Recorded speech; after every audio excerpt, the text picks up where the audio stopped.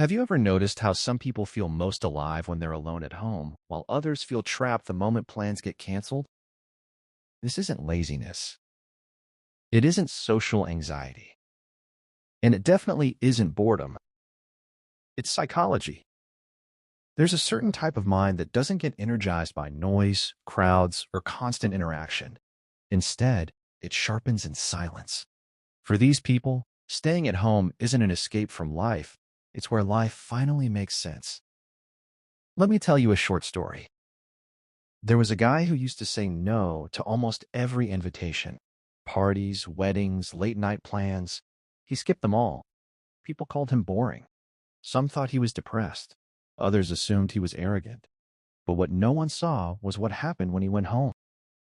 He read for hours without distraction. He replayed conversations in his head, not to overthink, but to understand people better. He worked on ideas no one else knew about. While others needed the world to feel something, he needed distance from it. Years later, those same people were shocked by how far ahead he was, mentally, emotionally, even financially. This is the psychology of people who love staying at home. First, they are highly internally stimulated. Their minds don't go quiet when the room goes quiet. In fact, that's when their thoughts become loudest. Ideas connect, memories resurface, creativity flows.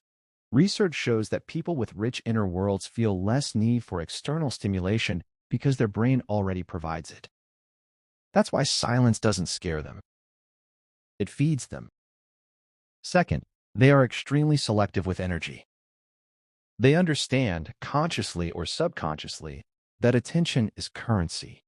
Every conversation, every outing, every interaction costs something. So instead of spreading themselves thin, they invest energy only where it matters. They're not antisocial. They're anti-waste. Third, they crave control over their environment. Home is predictable, familiar, safe. When you stay at home, you decide the noise level, the pace, the rules. For people who are highly observant or emotionally sensitive, the outside world can feel chaotic and draining. Home gives their nervous system a break. This is why many deep thinkers, writers, strategists, and visionaries build their best work in isolation. But here's where it gets misunderstood. People assume loving home means fearing people. In reality, it often means understanding people too well. When you're observant, you notice patterns, fake smiles, forced conversations, surface-level interactions. You realize how much socializing is performance. So instead of playing roles, you step back. Not because you hate people, but because you value authenticity.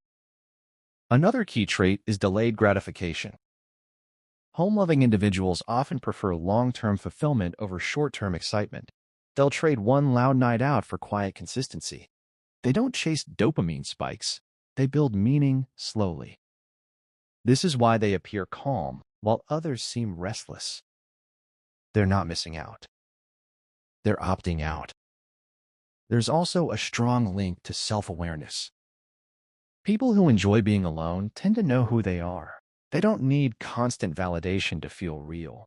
Their identity doesn't collapse in silence. In fact, silence reinforces it. That's powerful and rare. But it comes with a cost. Because the world rewards visibility, not depth. Loud personalities get noticed. Quiet ones get overlooked. So people who love staying at home are often underestimated. Their intelligence goes unnoticed. Their emotional depth gets mistaken for distance. Until one day, results speak for them. And suddenly, everyone asks the same question. How did you become like this? The truth is, staying at home gave them something most people never develop. Clarity. Clarity about what matters. Clarity about who doesn't. Clarity about themselves. And here's the final psychological twist. People who love staying at home aren't hiding from life. They're preparing for it. They're observing, learning, building, healing. While others are distracted, they're sharpening. So, if you're someone who feels guilty for enjoying your own space, If you've been told you're boring for choosing quiet nights, if you feel most powerful when you're alone with your thoughts, there's nothing wrong with you. You're not disconnected. You're concentrated. And the world doesn't need more noise.